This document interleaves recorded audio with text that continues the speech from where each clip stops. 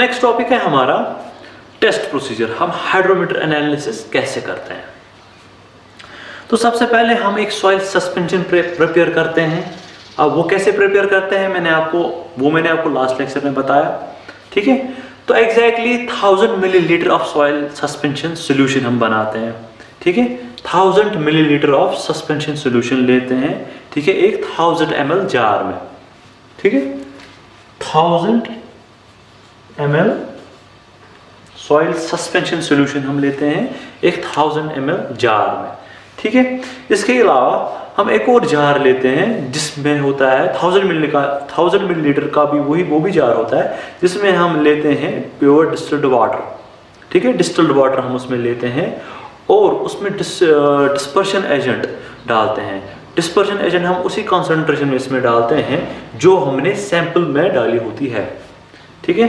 तो हमने दो जार्स लिए, दोनों 1000 मिलीलीटर की जार है। पहले जार में हमने डाला क्या, सॉइल सस्पेंशन सोल्यूशन, और दूसरे जार में हमने डिस्टिल्ड वाटर लिया। डिस्टिल्ड वाटर में हमने डिस्पर्शन एजेंट डाला। डिस्पर्शन एजेंट आपको याद होता है सोडियम हेक्सामेटाफॉस्फेट और सोडियम कार्बोनेट। वो हम इसमें उसी कॉन्सेंट्रेशन में डालेंगे जो हमने सॉइल सैंपल में डाली थी, ठीक है। इसके बाद अब जो ये सॉइल सैंपल है, सॉइल सस्पेंशन है, इस कंटेनर को, इस जार को हम उठाएंगे और palm of the right hand से ऊपर उसको बंद करेंगे, ठीक है। इस सॉइल सस्पेंशन जार को उठाएंगे और palm of the right hand से इसको बंद करेंगे, टॉप बंद करेंगे और इसको शेक करेंगे, विगरसली शेक करेंगे। शेक कैसे करेंगे, इसको अपसाइड डाउन 2-3 बार करेंगे हम, ठीक है। 2-3 बार हम इस जार को अपसाइड डाउन करेंगे तो उससे इसको विगरसली शेकिंग होगी। तो उसके बाद हम इस कंटेनर को या इस जार को एक स्टैंड पे रखते हैं। जो ही हम इसको एक स्टैंड पे रखते हैं, एक जगह रखते हैं, तो क्या होता है, जो पार्टिकल्स है वो सेटल डाउन होना स्टार्ट हो जाएगा करेंगे, तो दैट मीन सेडिमेंटेशन स्टार्ट होगी। तो उसी टाइम हम क्या करेंगे, एक स्टॉप वॉच को ऑन करेंगे। स्टॉप वॉच हमारे पास होती है, वो हम ऑन करेंगे, ठीक है। उसके बाद हम एक हाइड्रोमीटर ले आएंगे और हाइड्रोमीटर को इंसर्ट करेंगे इस सॉइल सस्पेंशन सोल्यूशन में, ठीक है। और फिर रीडिंग नोट करेंगे आफ्टर 30 सेकेंड्स। 30 सेकेंड्स के बाद हम रीडिंग नोट करेंगे, 1 मिनट के बाद रीडिंग नोट करेंगे, 2 मिनट्स के बाद और 4 मिनट्स के बाद, ठीक है। जो ही हमने हाइड्रोमीटर इंसर्ट किया इस सॉइल सस्पेंशन सोल्यूशन में, तो हम रीडिंग नोट करेंगे पहले 30 सेकंड बाद, फिर 1 मिनट बाद, 2 मिनट बाद, फिर और 4 मिनट बाद, ठीक है। 4 मिनट के बाद हम हाइड्रोमीटर को बाहर निकालेंगे, थोड़ा सा साफ कराएंगे, रिंस करेंगे और फिर डालेंगे इस दूसरे जार में जिसमें प्योर वाटर है और डिस्पर्शन एजेंट है, ठीक है। उस दूसरे सिलेंडर को हम कहते हैं कंपैरिजन सिलेंडर, ठीक है। वो कंपैरिजन क्यों कहते हैं वो आपको आगे पता चलेगा, ठीक है। तो 4 मिनट के बाद जब हमने रीडिंग नोट की तो हमने हाइड्रोमीटर को बाहर निकाला, उसको साफ किया और कंपैरिजन सिलेंडर में डाला। इसके बाद हम रीडिंग नोट करते हैं 1 hour, 2 hour, 4 hour, 8 hour and after 24 hours हम रीडिंग नोट करते हैं, ठीक है। तो मैंने कहा जब 4 मिनट के बाद हमने रीडिंग नोट की, तो 4 मिनट के बाद फिर हम नेक्स्ट रीडिंग जो है वो नोट करते हैं 8 minute, 8 minute, 15 minute, 30 minutes. 8 minute, 15 minute, 30 minutes के बाद हम रीडिंग नोट करते हैं। उसके बाद 1 hour, 2 hour, 4 hour, 8 hour and 24 hours के बाद हम रीडिंग नोट करते हैं, ठीक है। अब जब हमें इन टाइम्स पे हाइड्रोमीटर रीडिंग नोट करनी हो तो हम क्या करते हैं, हम 20 सेकंड बाद हाइड्रोमीटर को उस कंपैरिजन सिलेंडर से उठा के इस सॉइल सस्पेंशन सॉल्यूशन में डालते हैं, ठीक है। मैंने कहा अब जब भी हमें ये रीडिंग्स उठानी हो इन टाइम्स पे, चाहे फिर 1 घंटा हो, 2 घंटा हो या 4 घंटे के बाद जब हमें रीडिंग उठानी है तो हम क्या करेंगे, 20 सेकंड पहले, फॉर एग्जांपल आफ्टर 1 आवर हमें रीडिंग उठानी है, तो 1 आवर से 20 सेकंड पहले हम क्या करेंगे, इस हाइड्रोमीटर को इस कंपैरिजन सिलेंडर से उठा के इस सॉइल सस्पेंशन में डालेंगे। तो जब 1 घंटा हो जाएगा फिर हम रीडिंग उठाएंगे, फिर हम फिर से बाहर निकालेंगे, फिर से उस कंपैरिजन सिलेंडर में हम हाइड्रोमीटर को डालेंगे। इसी के साथ आता है next corrections to hydrometer reading. ये लिखा है मैंने बोर्ड पे, करेक्शंस। ठीक है, तो जो ही हमने हाइड्रोमीटर रीडिंग उठाई इस सस्पेंशन में से, इसमें कुछ करेक्शंस अप्लाई करनी होती है। वो एक्चुअली 3 करेक्शंस होती है। तो सबसे पहला जो होता है वो होती है मेनिस्कस करेक्शन, मैंने लिखा हुआ है बोर्ड पे। तो पहली करेक्शन जो हम अप्लाई करते हैं हाइड्रोमीटर रीडिंग को वो है मेनिस्कस करेक्शन। अब ये मेनिस्कस करेक्शन है क्या? तो अगर हम देखेंगे इस सॉइल सस्पेंशन कंटेनर में शेप ऑफ मेनिस्कस कुछ ऐसे होता है। ठीक है, इतना भी नहीं होता है कर्व्ड, लेकिन थोड़ा कर्व्ड ही होता है शेप ऑफ मेनिस्कस, आपको पता होगी। तो ये है हमारा हाइड्रोमीटर।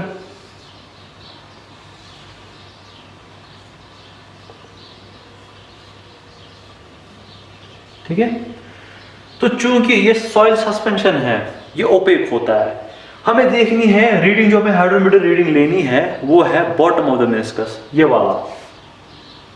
वाली रीडिंग हम लेनी है। लेकिन हम ये वाली रीडिंग नहीं ले पाते हैं क्योंकि सोल्यूशन सस्पेंशन जो है ओपेक है। हम ये वाली रीडिंग हम यहां से देखते हैं तो वो हमें ये रीडिंग देता है जो यहां पे होगी। आया समझ? सिंपल, हमें रीडिंग देखनी है at the bottom of the meniscus, but चूंकि सोल्यूशन ओपेक है, हम बॉटम ऑफ द मेनिस्कस पे रीडिंग नहीं देख सकते हैं। तो हम जो हाइड्रोमीटर रीडिंग देखते हैं वो होती है eight the top of the meniscus, तो वो ये वाली रीडिंग होती है। ठीक है, तो इसीलिए हमें ये करेक्शन यहाँ पे अप्लाई करना है। अब ये मेनिस्कस करेक्शन हम कैसे अप्लाई करते हैं? सिंपली हम क्या करते हैं, इस हाइड्रोमीटर को उठाते हैं और डालते हैं उस कंपैरिजन सिलेंडर में। कंपैरिजन सिलेंडर में आपको पता है वाटर है, ठीक है, वो ट्रांसपेरेंट होता है।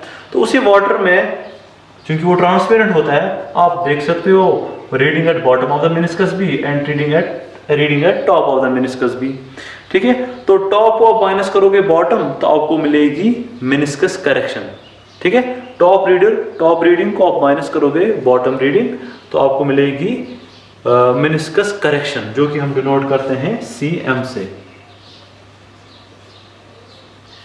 ठीक है, तो हर किसी हाइड्रोमीटर, इंडिविजुअल हाइड्रोमीटर के लिए मेनिस्कस करेक्शन जो है वो कांस्टेंट रहती है।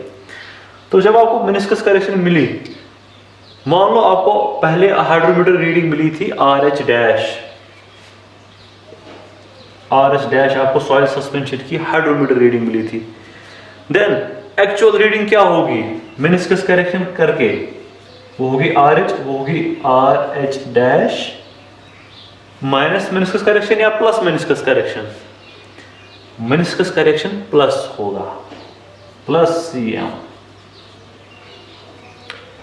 ये मेनिस्कस करेक्शन प्लस क्यों होगा मैं आपको बताऊंगा।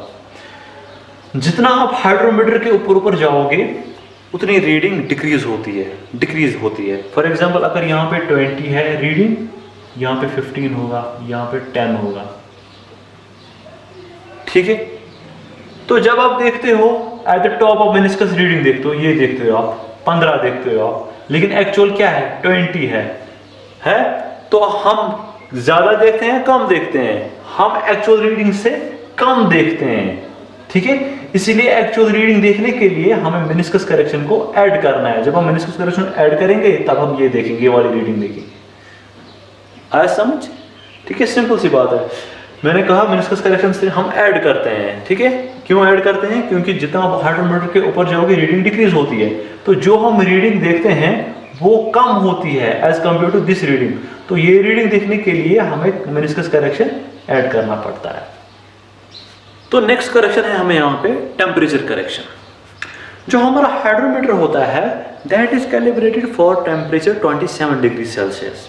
ठीक है, अगर हमारे सस्पेंशन का टेम्परेचर 27 डिग्री सेल्सियस नहीं है देन हमें टेम्परेचर करेक्शन अप्लाई करनी पड़ेगी उस हाइड्रोमीटर रीडिंग को। जो भी हाइड्रोमीटर रीडिंग हम उठाएंगे उस सॉइल सस्पेंशन में से, उसमें हमें टेम्परेचर करेक्शन भी ऐड करनी पड़ेगी अगर उस सस्पेंशन का टेम्परेचर 27 डिग्री नहीं है। ठीक है, अब अगर सस्पेंशन का टेम्परेचर 27 डिग्री से ज़्यादा है, ठीक है, तो हमारा सस्पेंशन जो होगा वो लाइटर होगा, हल्का होगा। क्यों? क्योंकि with increase in temperature specific gravity जो है वो डिक्रीज होती है। जब स्पेसिफिक ग्रेविटी डिक्रीज होती है तो सस्पेंशन जो है हल्का होगा। जब सस्पेंशन लाइटर होगा, स्पेसिफिक ग्रेविटी कम है, सस्पेंशन हल्का होगा, तो हाइड्रोमीटर जो है वो कम रीडिंग दिखाएगा। ठीक है, तो उस केस में टेम्परेचर करेक्शन जो है वो पॉजिटिव होगी। अब अगर हमारे सस्पेंशन का टेम्परेचर 27 डिग्री से कम होगा तो क्या होगा, स्पेसिफिक ग्रेविटी ज़्यादा होगी। ठीक है, सस्पेंशन हैवी होगा, स्पेसिफिक ग्रेविटी ज़्यादा होगी। ठीक है, ऑब्वियसली हाइड्रोमीटर जो हमें रीडिंग बताएगा वो ज़्यादा बताएगा, तो वहाँ पे जो टेम्परेचर करेक्शन होगी वो माइनस में होगी, नेगेटिव में होगी। ठीक है, अब ये टेम्परेचर करेक्शन हम कैसे निकालते हैं? सबसे पहले हम क्या करते हैं, वही कंपैरिजन सिलेंडर ले आते हैं और उसमें हाइड्रोमीटर डालते हैं और हम हाइड्रोमीटर रीडिंग लेते हैं एट डिफरेंट टेम्परेचर्स। ठीक है, डिफरेंट टेम्परेचर्स पे हम हाइड्रोमीटर रीडिंग लेते हैं इंक्लूडिंग द कैलिब्रेशन टेम्परेचर। ठीक है, वो कौन सा होता है, 27 डिग्री सेल्सियस।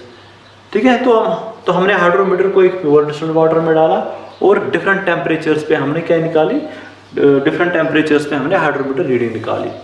ठीक है, now hydrometer correction at any temperature T, hydrometer correction at any temperature T वो होगा बराबर, ठीक है, hydrometer reading at T minus hydrometer reading at 27 degree Celsius. ठीक है, तो हाइड्रोमीटर करेक्शन, ठीक है, सॉरी मैंने हाइड्रोमीटर रीडिंग कहा, एक्चुअली हाइड्रोमीटर करेक्शन जो होगा बराबर किसी भी टेम्परेचर पे हाइड्रोमीटर करेक्शन जो होगा बराबर, वो होगा बराबर hydrometer reading at that temperature minus hydrometer reading at 27 degree Celsius. ठीक है, किसी भी टेम्परेचर पे, तो इसी तरह किसी भी टेम्परेचर पे हम देखते हैं, अगर हमें देखना हो कि हाइड्रोमीटर करेक्शन कितनी अप्लाई हो रही है, तो हम क्या करते हैं, सिंपली उस टेम्परेचर पे हम हाइड्रोमीटर रीडिंग देखते हैं, उसको माइनस करते हैं hydrometer reading at 27 degree Celsius, तो वहां से हमें मिलती है हाइड्रोमीटर करेक्शन। ठीक है, तो फिर कभी कभी हम ग्राफ प्लॉट कर सकते हैं between temperature and temperature correction, हम फिर एक ग्राफ भी प्लॉट कर सकते हैं इन दो के बीच। नेक्स्ट करेक्शन जो है, जो हमें अप्लाई करनी है हाइड्रोमीटर रीडिंग को, वो है डिस्पर्शन एजेंट करेक्शन। क्या है कि जब भी हम सॉइल सस्पेंशन में डिस्पर्शन एजेंट ऐड करते हैं तो उसमें स्पेसिफिक ग्रेविटी इंक्रीज होती है। ठीक है, डिस्पर्शन एजेंट की वजह से भी सॉइल सस्पेंशन में स्पेसिफिक ग्रेविटी जो है वो इंक्रीज होती है। तो इस वजह से जो डिस्पर्शन एजेंट करेक्शन जो है वो हमेशा नेगेटिव ही होगी। क्यों? क्योंकि जब स्पेसिफिक ग्रेविटी ज़्यादा हो गई सस्पेंशन की, ऑब्वियसली हाइड्रोमीटर ज़्यादा रीडिंग दिखाएगा, तो ये करेक्शन हमेशा नेगेटिव में ही होगी। अब डिस्पर्शन एजेंट करेक्शन हम कैसे निकालते हैं? सबसे पहले हम ले आते हैं प्योर वाटर, डिस्टिल्ड वाटर, और उसमें हाइड्रोमीटर डालते हैं। ठीक है, और उसमें देखते हैं कि हाइड्रोमीटर रीडिंग कितनी है। उसके बाद हम ले आते हैं इसी डिस्टिल्ड वाटर में हम डालते हैं, ऐड करते हैं इसमें डिस्पर्शन एजेंट, और उसी कॉन्सेंट्रेशन में इसमें ऐड करते हैं जिस कॉन्सेंट्रेशन में हमने सॉइल सस्पेंशन में डाला है। ठीक है, तो इस वाटर को हमने मिक्स किया डिस्पर्शन एजेंट के साथ उसी कॉन्सेंट्रेशन में जो हमें सॉइल सस्पेंशन में प्रॉपर्ली मिक्स किया, फिर हमने हाइड्रोमीटर इसमें इंसर्ट किया। तो वो हाइड्रोमीटर रीडिंग हम नोट करेंगे। The difference between two hydrometer readings वो हमें बताएगा डिस्पर्शन एजेंट करेक्शन, जो कि हम डिनोट करते हैं CD से। ठीक है, तो मान लो जब आपने अब हाइड्रोमीटर रीडिंग उठाई है, बेसिक हाइड्रोमीटर रीडिंग आपने उठाई है, तो मान लो वो RH डैश है, तो फिर एक्चुअल हाइड्रोमीटर रीडिंग किसके बराबर होगी? वो होगी बराबर, एक्चुअल हाइड्रोमीटर रीडिंग वो होगी बराबर हाइड्रोमीटर रीडिंग नोटेड, जो हमने हाइड्रोमीटर रीडिंग उठाई, उसके बाद इसमें ऐड होगा मेनिस्कस करेक्शन। ठीक है, उसके बाद टेम्परेचर करेक्शन, या प्लस भी हो सकता है माइनस भी हो सकता है, डिपेंड्स अपॉन द टेम्परेचर। अगर टेम्परेचर 27 डिग्री से ज़्यादा है तो टेम्परेचर करेक्शन माइनस हो जाएगी, ठीक है।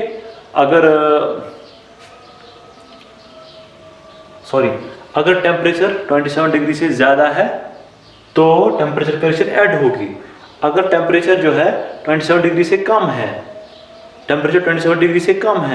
तब टेम्परेचर करेक्शन माइनस होगी, और डिस्पर्शन एजेंट करेक्शन हो तो पता है आपको, वो माइनस हो जाएगी, ठीक है। अब अगर हम इन करेक्शंस को कंबाइन करेंगे,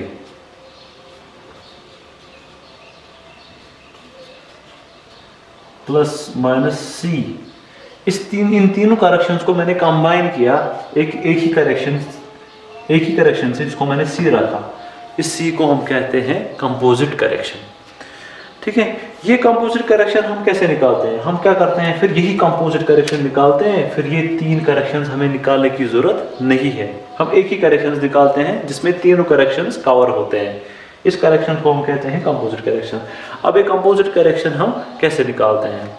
हम सबसे पहले क्या करते हैं, 1000 ml का जार लेते हैं, जिसमें हम डिस्टिल्ड वाटर ऐड करते हैं, ठीक है, और उसमें डिस्पर्शन सॉल्यूशन ऐड करते हैं उसी कॉन्सेंट्रेशन में जिस कॉन्सेंट्रेशन में वो होता है सॉइल सस्पेंशन में, ठीक है। उसके बाद हम उस वाटर का टेम्परेचर वही रखते हैं जो हमारा सॉइल सस्पेंशन का है, और उसमें फिर हम हाइड्रोमीटर डालते हैं, ठीक है।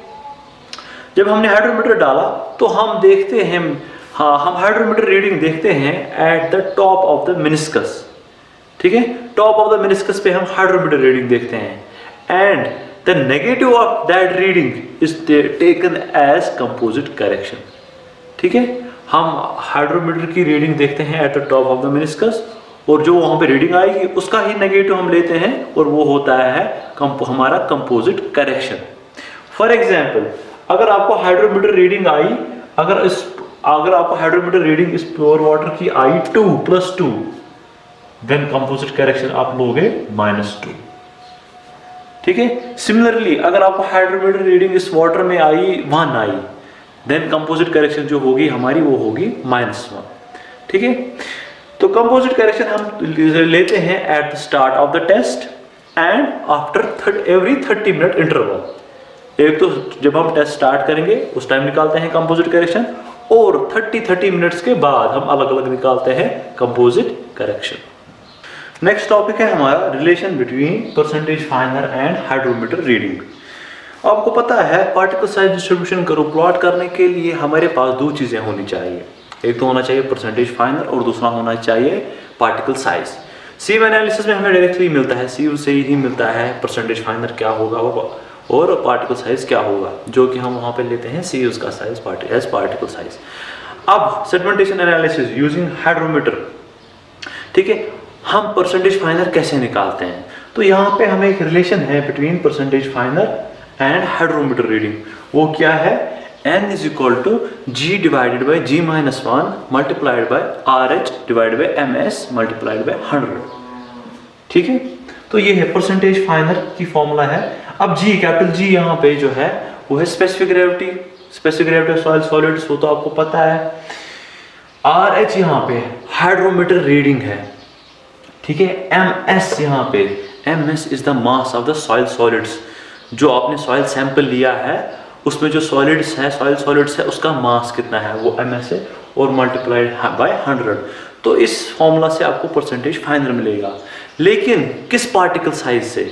ये तो परसेंटेज फाइनर मिल रहा है आपको, लेकिन बाय विच पार्टिकल साइज, किस पार्टिकल साइज से ये परसेंटेज फाइनर है? तो पार्टिकल साइज निकालने के लिए हमने एक इक्वेशन डिराइव की थी, तो उसके लिए फॉर्मूला है d is equal to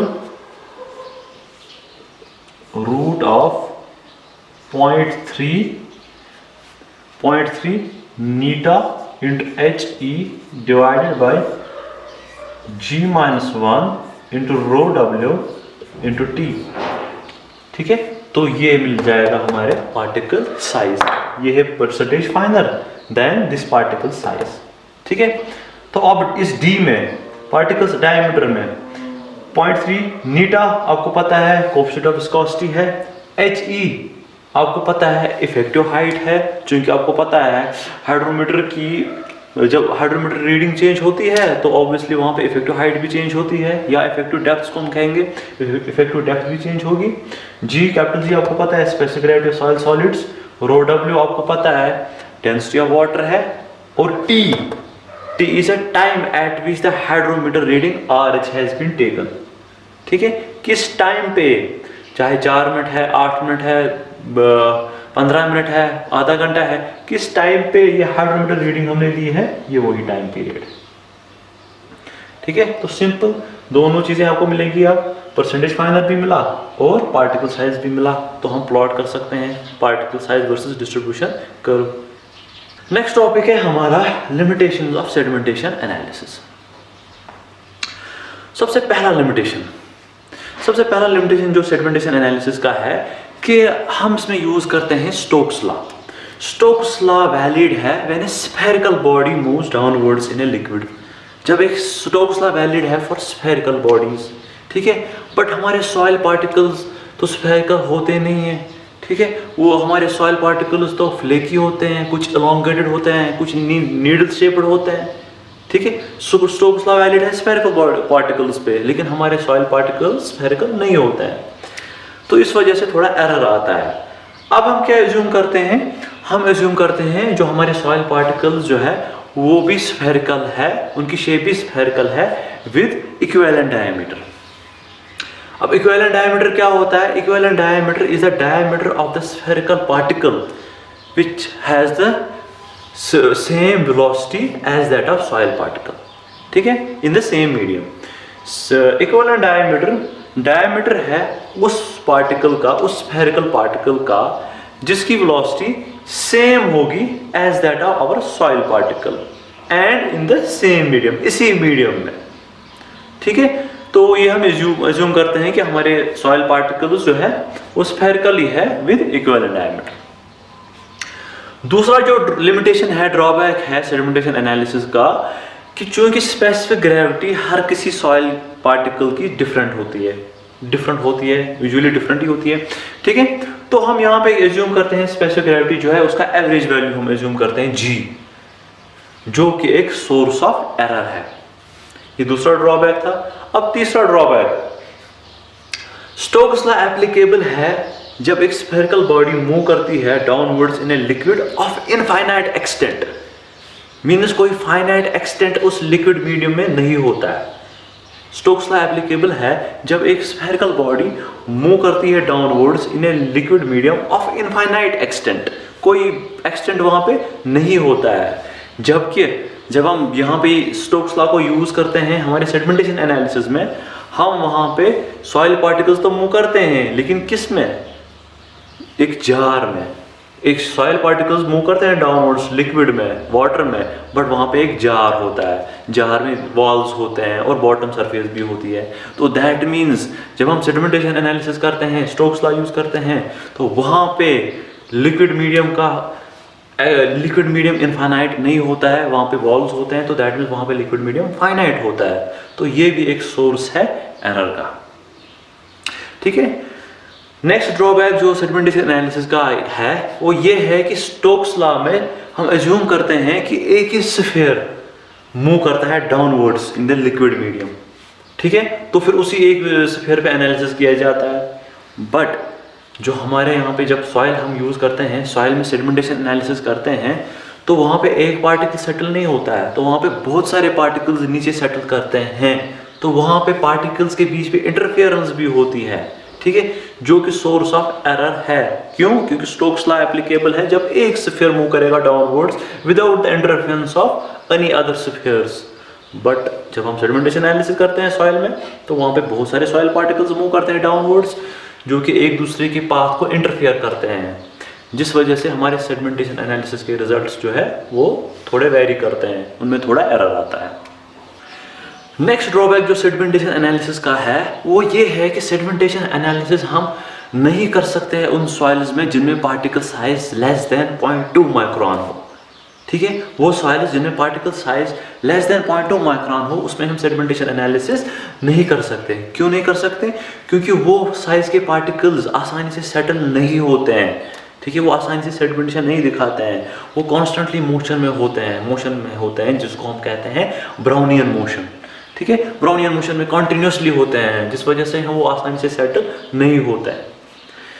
next drawback इसका ये है सेडिमेंटेशन एनालिसिस का, हाँ ऑल्सो सेडिमेंटेशन एनालिसिस एप्लीकेबल नहीं है उन सॉइल्स में जिनमें पार्टिकल साइज ग्रेटर देन हो 0.2 mm। ठीक है, जिनमें particle size greater than 0.2 mm है, उनमें भी हम सेडिमेंटेशन एनालिसिस नहीं कर सकते। क्यों नहीं कर सकते? क्योंकि जब particle size greater than 0.2 mm settle होते हैं तो वो वहाँ पे टर्बुलेंस क्रिएट करते हैं। ठीक है, टर्बुलेंट कंडीशंस वहाँ पे डेवलप होती है, तो वहाँ पे लिक्विड मीडियम में वो टर्बुलेंस क्रिएट करते हैं जो इंटरफेयर करते हैं बाकी पार्टिकल्स के सेटलमेंट में भी। ठीक है, जिस वजह से हमें रिजल्ट्स में एरर आता है। और अब लास्ट वाला ड्रॉबैक या लास्ट वाला लिमिटेशन ये है कि सेडिमेंटेशन एनालिसिस हम चाकी सॉइल्स में यूज नहीं कर सकते हैं, वो सॉइल्स जिनमें कैल्शियम हो। क्यों? क्योंकि आपको पता है, मैंने आपको बताया है, जब हम सैंपल प्रिपेयर करते हैं सेडिमेंटेशन एनालिसिस के लिए तो पहले हम उसको प्री ट्रीटमेंट करते हैं, अगर उसमें ऑर्गेनिक कंपाउंड्स हो या अगर कैल्शियम कंपाउंड्स हो। अगर चाकी सॉइल है उसमें हम प्री ट्रीटमेंट करते हैं to remove the calcium compounds, तो वहाँ पे सॉइल में केमिकल चेंज आएगी। ठीक है, तो वहाँ पे सॉइल में केमिकल चेंज ही आएगी, तो वहाँ पे सॉइल ही चेंज होगी। तो ठीक है, तो उस सॉइल में हम सेडिमेंटेशन एनालिसिस नहीं कर सकते। नेक्स्ट टॉपिक है हमारा पार्टिकल साइज डिस्ट्रीब्यूशन कर्व, जिसको हम ग्रेडेशन कर्व भी कहते हैं। ठीक है, particle size distribution curve represent करता है distribution of different particle sizes present in the soil मास। ठीक है, एक सॉइल मास में हर किसी साइज के पार्टिकल, डिफरेंट साइज के पार्टिकल्स किस क्वांटिटी में प्रेजेंट है, वो रिप्रेजेंट करता है पार्टिकल साइज डिस्ट्रीब्यूशन कर्व। ठीक है, पार्टिकल साइज डिस्ट्रीब्यूशन कर्व आपको पता है, ये एक ग्राफ होता है between percentage final and soil size, particle size. ठीक है, परसेंटेज फाइनल हम रिप्रेजेंट करते हैं अलोंग ऑर्डिनेट या अलोंग वाई एक्सिस को हम कहते हैं on natural scale, and particle size हम रिप्रेजेंट करते हैं on log scale along abscissa या अलोंग एक्स एक्सिस। ठीक है, अलोंग वाई एक्सिस हम रिप्रेजेंट करते हैं percentage final on natural scale, और अलोंग एब्सिसा या अलोंग एक्स एक्सिस हम रिप्रेजेंट करते हैं पार्टिकल साइज, बट ये हम रिप्रेजेंट करते हैं लॉग स्केल में। क्या होता है, क्योंकि पार्टिकल साइजेस काफ़ी ज़्यादा होते हैं, 100 mm का हो सकता है, 80 mm का हो सकता है कम, या 60 mm 30 mm का हो सकता है, 20 mm का हो सकता है, तो पार्टिकल साइजेस जो है वो काफ़ी बड़े हैं। तो इस स्केल को कम करने के लिए हम यहाँ पे लॉग स्केल यूज़ करेंगे। ठीक है, ताकि हमारा ग्राफ जो है वो रीजनेबल बने, छोटा सा बने। तो इस स्केल पार्टिकल साइज के स्केल को कम करने के लिए हम नेचुरल स्केल यूज़ नहीं करते हैं, हम लॉग स्केल यूज़ करते हैं। अब डिफरेंट सॉइल्स की different particle size distribution curve आएगी। ठीक है, वो आपकी स्क्रीन पे ये है। तो सबसे पहले हम देखेंगे कर्व बी पे। कर्व बी पे अगर हम देखेंगे, कर्व बी रिप्रेजेंट करती है एक एस शेप्ड कर्व। ठीक है, ये एस शेप्ड कर्व है, तो ये कर्व बी रिप्रेजेंट करती है एक ऐसी सॉइल जिसमें पार्टिकल डिफरेंट साइजेस के गुड प्रोपोर्शन में है। ठीक है, तो इस सॉइल को हम कहेंगे वेल ग्रेडेड सॉइल या यूनिफॉर्मली ग्रेडेड सॉइल।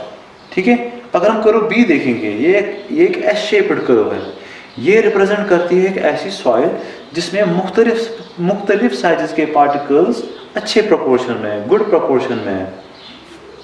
ठीक है, तो इस सॉइल को हम कहेंगे वेल ग्रेडेड सॉइल या यूनिफॉर्मली ग्रेडेड सॉइल। इसी तरह अगर हम कर्व सी देखेंगे, जिसमें एक स्टीप कर्व है। ठीक है, तो कर्व सी रिप्रेजेंट करता है एक ऐसी सॉइल जिसमें पार्टिकल साइजेस ऑलमोस्ट एक ही साइज के हैं। ठीक है, ये इसमें लगता है कि इसमें लगभग एक ही साइज के पार्टिकल्स प्रेजेंट हैं। इस सॉइल्स को हम कहते हैं यूनिफॉर्म सॉइल्स। अब चलो कर्व ए पे। अब अगर हम एक कर्व ए देखेंगे, इसमें बीच में कुछ हम्प है, तो ऐसा लगता है इसमें कुछ साइजेस मिसिंग है। ठीक है, तो कर्व ए रिप्रेजेंट करता है एक ऐसा सॉइल जिसमें कुछ इंटरमीडिएट साइज पार्टिकल्स के मिसिंग है, इस सॉइल को हम कहते हैं गैप ग्रेडेड सॉइल या स्किप ग्रेडेड सॉइल। तो पार्टिकल साइज डिस्ट्रीब्यूशन जो है, इससे हमें यह भी पता चलता है कि क्या सॉइल जो है कोरस ग्रेन्ड सॉइल होगी या फाइन ग्रेन्ड सॉइल है।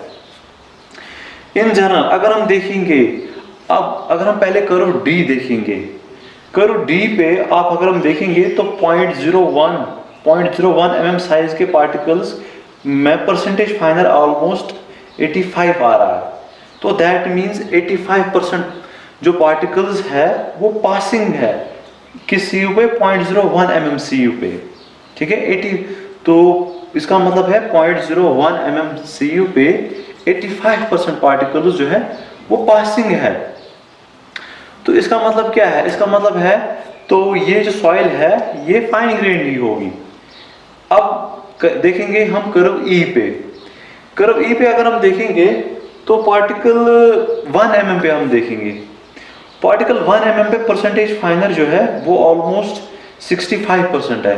तो 1 mm पे लगभग 65% पार्टिकल्स पासिंग है उस CU पे। लेकिन अगर हम देखेंगे फिर 0.1 mm पे, 0.1 mm पे वहां पे परसेंटेज फाइनर उस कर्व पे आता है लगभग 15%। तो दैट मीन्स 0.1 mm CU पे ओनली परसेंटेज पासिंग सिर्फ 15% है। तो दैट मीन्स मेजॉरिटी पोर्शन इस सॉइल का कोर्स पार्टिकल्स है। तो इस हिसाब से ये लगता है कि ये जो सॉइल होगी ये कोर्स ग्रेन्ड सॉइल होगी, ठीक है। तो कभी कभी क्या होता है, कभी कभी ये होता है कि किसी सॉइल के लिए हम particle size distribution curve plot करते हैं और वहां से शेप ऑफ द कर्व कुछ ऐसे होती है कि हमें पता नहीं चलता है कि ये कौन सी सॉइल है, क्या वेल ग्रेडेड सॉइल है, क्या गैप ग्रेडेड सॉइल है या क्या यूनिफॉर्म सॉइल है, तो पता नहीं चलता है। तो वहां पे सॉइल को डिफाइन करने के लिए हमारे पास दो पैरामीटर्स है। पहला है कोएफिशिएंट ऑफ यूनिफॉर्मिटी जो CU से डिनोट होता है और दूसरा है कोएफिशिएंट ऑफ कर्वेचर जो CC से डिनोट होता है। तो पहला कोएफिशिएंट ऑफ यूनिफॉर्मिटी जो CU से डिनोट होता है वो सिंपली होता है ratio of D60/D10।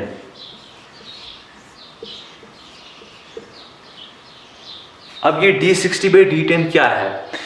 D60 is simply the particle size at 60% percentage finer and D10 is simply the particle size at 10% percentage finer. For example, यहाँ पे मैंने एक particle size distribution curve plot करके रखा है किसी सॉइल के लिए, ठीक है। अब हम देखेंगे 60% परसेंटेज फाइनर पे पार्टिकल साइज क्या होगा। तो पहले 60% परसेंटेज फाइनर यहाँ पे आता है, तो इसको यहाँ पे एक लाइन ड्रॉ करेंगे, तो पार्टिकल साइज यहाँ पे देखेंगे उसको क्या आएगा, तो ये होगा हमारा D60। सिमिलरली 10% परसेंटेज फाइनर पे हम देखेंगे पार्टिकल साइज क्या आएगा, वो यहाँ पे कर्व को मीट करता है, फिर यहाँ पे पार्टिकल साइज क्या आएगा, ये होगा हमारा D10। इन्हीं दो को फिर रेशो करते हैं तो वहां पे हमें मिलता है कोएफिशिएंट ऑफ यूनिफॉर्मिटी का वैल्यू, ठीक है। अगर ये वैल्यू हमें लेस देन 2 आए, ठीक है, तब वो सॉइल जो है वो यूनिफॉर्म सॉइल कहलाएगी, ठीक है। अगर ये हमें CU का वैल्यू ग्रेटर देन और इक्वल टू 6 आए, ठीक है, अगर हमारा CU का वैल्यू ग्रेटर देन और इक्वल टू 6 आया, देन वो सॉइल जो होगी वो होगी वेल ग्रेडेड सैंड।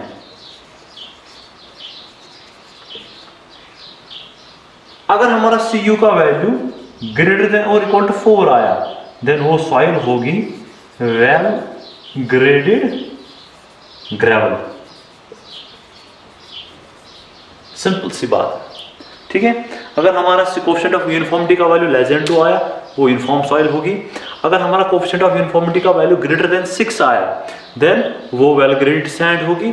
अगर हमारा कोएफिशिएंट ऑफ यूनिफॉर्मिटी का वैल्यू ग्रेटर और इक्वल टू 4 आया, देन वो सॉइल कौन सी होगी, वो सिंपली होगी वेल ग्रेडेड ग्रेवल। तो ये था कोएफिशिएंट ऑफ यूनिफॉर्मिटी। एक और पैरामीटर है जिससे हम shape of the curve define कर सकते हैं कि उसका नाम है कोएफिशिएंट ऑफ कर्वेचर, जो कि डिनोट होता है सीसी से।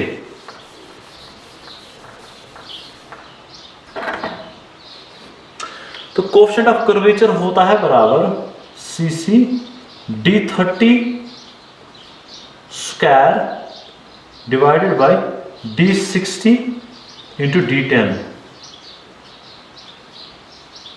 Simple. What is d30? d30 is the particle size at 30% percentage final. 30% percentage final यहाँ पे है, ठीक है। आपको देखना है कर्व पे कहाँ मीट करेगा, यहाँ पे आपको देखना है पार्टिकल साइज क्या है, ये आएगा हमारा d30। इसी तरह d60 भी हम निकाल सकते हैं और d10 भी निकाल सकते हैं। तो फिर उनका हम रेशो निकालेंगे तो वो आएगा हमारा coefficient of curvature. Usually for well graded sand and well graded gravel जो कोएफिशिएंट ऑफ कर्वेचर है दैट लाइज बिटवीन 1 to 3, ठीक है। वेल ग्रेडेड ग्रेवल और वेल ग्रेडेड सैंड के लिए कोएफिशिएंट ऑफ कर्वेचर लाई करता है बिटवीन 1 to 3, ठीक है। जो d10 है, d10 को हम कहते हैं, d10 साइज को कहते हैं हम इफेक्टिव पार्टिकल साइज, ठीक है। d10 साइज को what is d10? d10 is the percentage final, d10 is the particle size at 10% percentage final. उस पार्टिकल साइज को इफेक्टिव साइज भी कहा जाता है। और d50, what is d50? d50 is the particle size at 50% percentage final. उस particle size को average size भी कहा जाता है। नेक्स्ट टॉपिक है हमारा uses of particle size distribution curve. जो पार्टिकल साइज डिस्ट्रीब्यूशन कर्व है ये बहुत इंपॉर्टेंट है कोर्स ग्रेन सॉइल के लिए। फाइन ग्रेन सॉइल के लिए ये उतना इंपॉर्टेंट नहीं है। क्यों? क्योंकि कोर्स सॉइल का बिहेवियर डिपेंड करता है इसके पार्टिकल साइज पे, जबकि फाइन ग्रेन सॉइल का बिहेवियर उसके पार्टिकल साइज पे डिपेंड नहीं करता है। वो डिपेंड करता है वहाँ पे कंसिस्टेंसी ऑफ द सॉइल पे। वो क्या होता है वो हम नेक्स्ट लेक्चर में पढ़ेंगे। अब जो पहला यूज जो है पार्टिकल साइज डिस्ट्रीब्यूशन कर्व का वो ये है कि ये हम यूज करते हैं for the classification of the coarse grain soil. Course grain soil की क्लासीफाई करने के लिए हम पार्टिकल साइज डिस्ट्रीब्यूशन कर्व का यूज करते हैं, ठीक है। नेक्स्ट जो परमेबिलिटी है, परमेबिलिटी मींस किस ईज से वाटर फ्लो करेगा थ्रू सॉइल, ठीक है। वो डिपेंड करता है पार्टिकल साइज पे, ठीक है। अब पार्टिकल साइज हमें कैसे पता चलेगा? By particle size distribution curve, ठीक है। अब इस सॉइल मास में किस साइज के पार्टिकल्स प्रेजेंट है तो वो हम देखेंगे पार्टिकल साइज डिस्ट्रीब्यूशन कर्व से। तो वहाँ से हमें पता चल सकता है कि इसमें परमेबिलिटी कितनी होगी, ठीक है। किस ईज से वाटर फ्लो कर सकता है थ्रू सॉइल, ठीक है। अगर पार्टिकल साइज ज़्यादा है तो परमेबिलिटी ज़्यादा होगी, अगर पार्टिकल साइज कम है तो परमेबिलिटी कम होगी। ये सब हम पढ़ेंगे जब हम पढ़ेंगे chapter permeability of soil. Next है हमें ये यूज़ किया जाता है particle size distribution curve use किया जाता है to know the susceptibility of the soil to frost action, ठीक है। फ्रॉस्ट एक्शन कितना होगा? अगर ज़्यादा कोर्स पार्टिकल्स प्रेजेंट है तो ऑब्वियसली गैप्स भी ज़्यादा प्रेजेंट होंगी, तो उनमें पानी भी, जब वॉइड्स ज़्यादा बड़ी हैं तो उनमें पानी भी ज़्यादा होगा, ठीक है। तो जब पानी ज़्यादा होगा तो अगर दिन में टेम्परेचर इंक्रीज़ होता है और शाम को बहुत डिक्रीज़ होता है, बिलो 0 डिग्री चलता है, तो वाटर जो है वो फ्रीज़ होगा वॉइड्स में, ठीक है। जिसकी वजह से वहाँ पे क्या होगा, क्योंकि जब वाटर फ्रीज़ होता है तो उसका वॉल्यूम इंक्रीज़ होता है, तो वो थोड़ा सा एक्सपैंड होने की कोशिश करेगा, तो वहाँ पे क्रैक्स हो सकती है, ठीक है। तो ये सारा हमें पता चलता है कि किस साइज, अगर ये सारा हमें पता चलेगा अगर हमें पता होगा कि पार्टिकल का साइज़ कितना है। वो कैसे पता चलेगा? पार्टिकल साइज डिस्ट्रीब्यूशन कर्व से, ठीक है। Next, particle size distribution curve is required for the design of drainage filters. तो क्या होता है, अगर एक अर्दन डैम हम कभी कभी बनाते हैं, ठीक है। डैम आपको पता है, डैम एक कंस्ट्रक्शन है which is used to retain the water. जो वाटर को रिटेन करने के लिए एक कंस्ट्रक्शन हम करते हैं उसको हम डैम कहते हैं। तो कभी कभी अर्दन डैम भी होता है, अर्दन डैम्स कंस्ट्रक्टेड होते हैं, मिट्टी के डैम। तो यहाँ से पानी रिटेन करेगा। अब कभी कभी क्या होता है, जो वाटर है it seeps through the dam, यहाँ से ये पास होता है और डैम के इस साइड से चला जाता है, ठीक है। अब अगर ऐसा हुआ तो it will be very hazardous. तो इससे क्या होगा, इससे वो डैम में फेलियर आएगा, ठीक है। यहाँ पे जो टॉप फ्लो लाइन होती है ना, ये पानी की है top flow line, it is known as phreatic line, phreatic line. ये भी इंशाल्लाह हम आगे पढ़ेंगे, ठीक है। अब ये प्रिवेंट करने के लिए, यहाँ से सीपेज प्रिवेंट करने के लिए हम क्या करते हैं, यहाँ पे फिल्टर्स लगाते हैं जिनको हम ड्रेनेज फिल्टर्स कहते हैं, ठीक है। अब ड्रेनेज फिल्टर्स ये जियो मेम्ब्रेन्स के होते हैं। तो क्या होता है, जब पानी को आता है यहाँ तक आता है तो उसको पाथ यहाँ से मिलता है, तो यहाँ से चला जाता है, डैम के उस साइड से नहीं चला जाता है, जिस वजह से हमारा डैम जो है वो बच जाता है। अब ये डिज़ाइन करने के लिए, ये फिल्टर्स डिज़ाइन करने के लिए हमें पता होनी चाहिए पार्टिकल साइज डिस्ट्रीब्यूशन। मीन्स हमें पता होना चाहिए कि इस सॉइल में कौन कौन से पार्टिकल्स प्रेजेंट है, डिस्ट्रीब्यूशन मुख्तलिफ पार्टिकल्स की क्या है, ठीक है। इसी तरह नेक्स्ट जो है यूज़ है इसका, हम कंप्रेसिबिलिटी सॉइल की जज कर सकते हैं पार्टिकल साइज डिस्ट्रीब्यूशन कर्व से।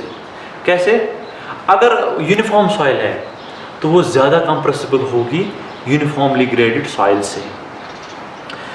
देखो, अगर यूनिफॉर्मली ग्रेडेड सॉइल है या जिसको हम वेल ग्रेडेड सॉइल कहते हैं, तो उसमें ऑलमोस्ट हर साइज का पार्टिकल प्रेजेंट होगा, ठीक है। जब दो पार्टिकल्स मिलेंगे उसके बाद वहाँ पे एक वॉइड रहेगा। चूंकि इसमें हर साइज का पार्टिकल प्रेजेंट है, तो जो नेक्स्ट साइज का पार्टिकल होगा वो फिट होगा इनके वॉइड्स में, दो पार्टिकल्स के वॉइड्स में। इसी तरह फिर दो पार्टिकल्स जब मिलेंगे तो वहाँ पे वॉइड रहेगा, तो वहाँ फिट होगा कोई और पार्टिकल जो जिसका साइज इससे कम हो, वगैरह वगैरह। तो दैट मीन्स वॉइड्स इस यूनिफॉर्मली ग्रेडेड सॉइल में बहुत कम रहते हैं, जिस वजह से ये कंप्रेसिबल नहीं होती है। बट अगर हम यूनिफॉर्म सॉइल की बात करेंगे, यूनिफॉर्म सॉइल तो हाईली कंप्रेसिबल होती है। क्यों? क्योंकि उसमें हर साइज के पार्टिकल तो प्रेजेंट नहीं होते हैं, तो ऑब्वियसली वहाँ पे वॉइड का साइज जो है ज़्यादा रहता है। हाँ, इसी तरह पार्टिकल साइज डिस्ट्रीब्यूशन करो हमें ज़रूरत लगती है जब हम सॉइल को स्टेबलाइज करते हैं। तो क्या होता है, कुछ सॉइल्स हमारे पास होती हैं जिनमें बेयरिंग कैपेसिटी कम होती है, या जिनमें ड्राई डेंसिटी बहुत कम होती है, वो काफ़ी कंप्रेसिबल होती है, ठीक है। तो उनको अगर उन पे हमें कोई कंस्ट्रक्शन करनी है तो हम डायरेक्टली कंस्ट्रक्ट नहीं कर सकते हैं, क्योंकि वहाँ पे सेटलमेंट होगी। तो सर हमें क्या करना है, पहले उस सॉइल को हमें स्टेबलाइज करना है, ईदर यूजिंग कंपैक्शन पाइल्स या यूजिंग ग्रेवल्स या मड या कोई और मटेरियल, स्टेबलाइजिंग मटेरियल। तो इन शॉर्ट उनको हमें स्टेबलाइज करना है। लेकिन हम किस हिसाब से स्टेबलाइज करें वो डिपेंड करता है कि उस सॉइल में किस किस किस्म के पार्टिकल्स प्रेजेंट है। वो कैसे पता चलेगा? By particle size distribution curve. हाँ, और लास्ट यूज है पार्टिकल साइज डिस्ट्रीब्यूशन कर्व जो है ये हमें इंडिकेट कर सकता है डिपोजिशन ऑफ द सॉइल भी, कि मीन्स ये सॉइल कहाँ से डिपॉजिट हुई है। फॉर एग्जाम्पल, अगर हमारे पास गैप ग्रेडेड सॉइल है तो गैप ग्रेडेड सॉइल का मतलब है ये सॉइल जो है ये डिपॉजिट की है डिफरेंट एजेंसीज ने, ये एक ही एजेंसी ने डिपॉजिट नहीं की है, ये डिफरेंट एजेंसीज ने डिपॉजिट की है। तो नेक्स्ट प्रॉपर्टी है हमारी शेप ऑफ द पार्टिकल्स, ठीक है। ऑब्वियसली ये भी कोर्स ग्रेन सॉइल की है। जो इंजीनियरिंग प्रॉपर्टी सॉइल की है specially for course grain soil, वो डिपेंड करती है शेप ऑफ द पार्टिकल्स पे। चूंकि shape of the particles determine करना बहुत डिफिकल्ट है, इसलिए इस प्रॉपर्टी को ज़्यादा इंपॉर्टेंस नहीं मिलती है। अब अगर लेंथ, विड्थ और थिकनेस पार्टिकल की सेम ऑर्डर में है, उस पार्टिकल को हम कहते हैं बल्की पार्टिकल।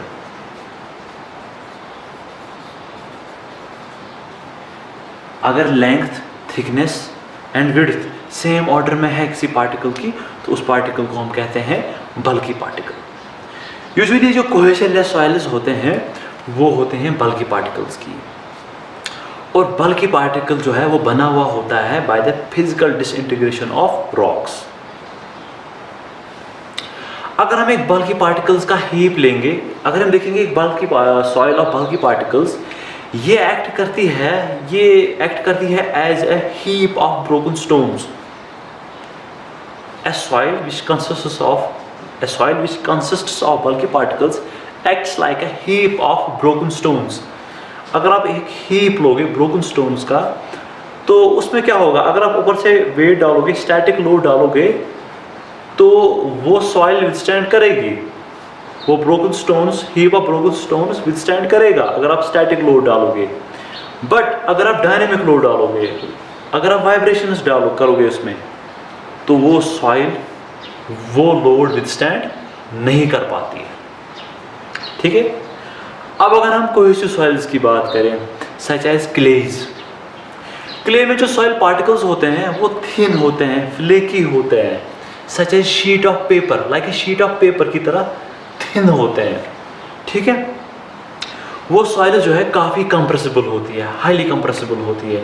अगर उनमें ज़रा सा भी लोड आता है तो वो सॉइल जो है डिफॉर्म हो जाती है।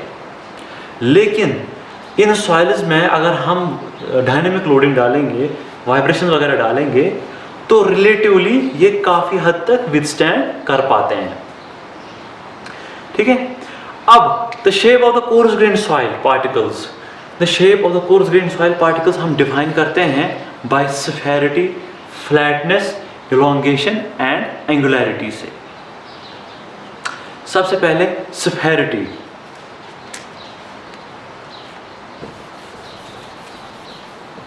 स्फेरिटी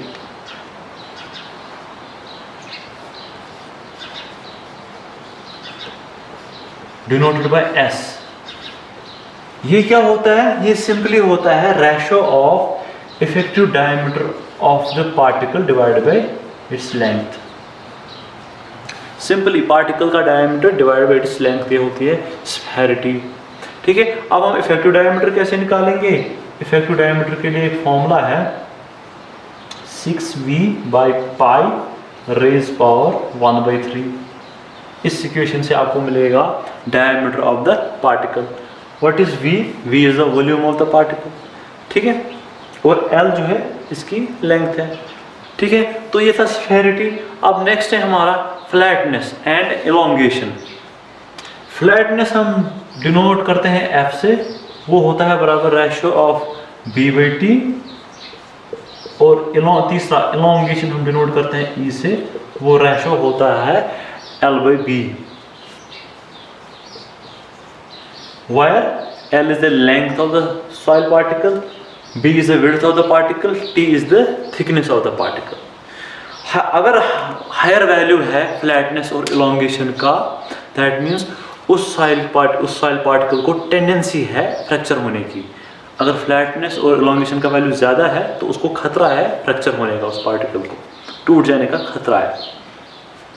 नेक्स्ट है हमारा एंगुलैरिटी।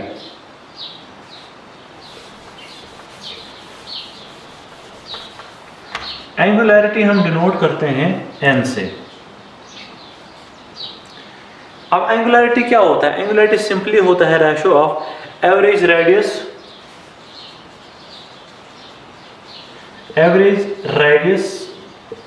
Of corners to the maximum radius of inscribed circle.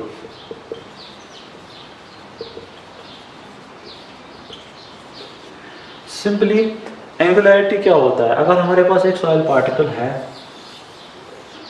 ठीक है, उसमें कोई सेंटर होगा यहाँ पे, तो हर किसी का अगर हम कॉर्नर देखेंगे, यहाँ पे कॉर्नर, इसका एक रेडियस होगा, इसका एक रेडियस होगा, इसका एक रेडियस होगा, इसका एक रेडियस होगा, इसका एक और रेडियस होगा। ठीक है। इन सब रेडियसेस का एवरेज निकालेंगे, वो यहाँ पे आएगा, एवरेज रेडियस ऑफ कॉर्नर्स। अगर हम इस सॉइल पार्टिकल में कोई एक सर्कल इंस्क्राइब करेंगे, एक सर्कल अगर हम इसमें इंस्क्राइब करेंगे लाइक दिस,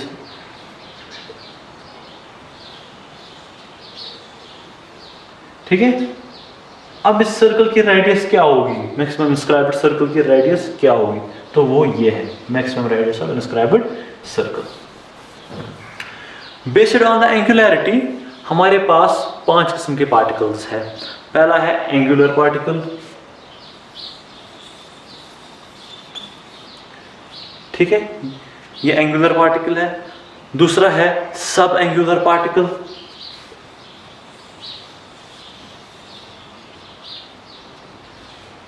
ठीक है। तो पहला मैंने कहा बेस्ड ऑन द एंगुलरिटी हमारे पास 5 किस्म के पार्टिकल्स हैं। पहला है एंगुलर पार्टिकल, दूसरा है सब एंगुलर पार्टिकल, तीसरा है सब राउंडेड पार्टिकल।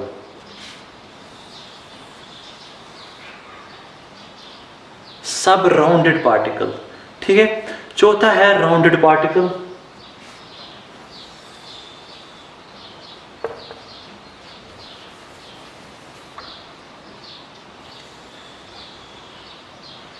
ठीक है, यह है सब राउंडेड पार्टिकल। और लास्ट वाला है वेल राउंडेड पार्टिकल, जो कि पूरा सर्कल होगा।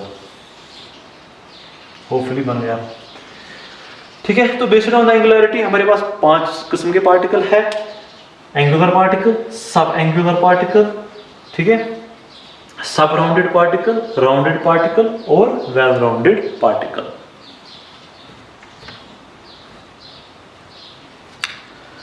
अब वो पार्टिकल्स जिनमें आर का वैल्यू ज्यादा आता है वो डिस्प्लेसमेंट तो रजिस्ट करते हैं। मींस वो पार्टिकल्स जिनमें आर का वैल्यू ज्यादा है तो वो जब उन पे फोर्स आता है तो वो रजिस्ट कर पाते हैं, क्योंकि वो एंगुलर होते हैं, उनमें वो रजिस्ट कर पाते हैं, वो मूव नहीं होते हैं वो particles. But they have a tendency to get fractured, उनमें टेंडेंसी होती है टूट जाने की, ठीक है। ऑन द अदर हैंड वो पार्टिकल्स जिनमें एंगुलरिटी नंबर ज्यादा नहीं है, जिनमें एंगुलरिटी नंबर लो है, वो आसानी से टूट नहीं जाते हैं, ठीक है, वो टूट नहीं जाते हैं आसानी से। बट उनमें एक और प्रॉब्लम है, वो डिस्प्लेसमेंट को रेजिस्ट नहीं कर पाते हैं। जब उन पे फोर्स आता है वो आराम से मूव करते हैं, ठीक है, रेजिस्टेंस टू डिस्प्लेसमेंट नहीं दिखाते हैं। ऐसा क्यों है? क्योंकि जब एंगुलरिटी नंबर कम होगा वो राउंडेड पार्टिकल्स होंगे। ऑब्वियसली राउंडेड पार्टिकल को आप जरा सा भी फोर्स अप्लाई कर लो वो रोल करेगा, ठीक है। इन जनरल हम कहते हैं इंजीनियरिंग प्रॉपर्टीज उन पार्टिकल्स की बेटर है जो एंगुलर हो, ठीक है, जिनमें एंगुलरिटी नंबर ज्यादा हो, उन पार्टिकल्स में इंजीनियरिंग प्रॉपर्टीज अच्छी होती है, सच एज शेयर स्ट्रेंथ वगैरह।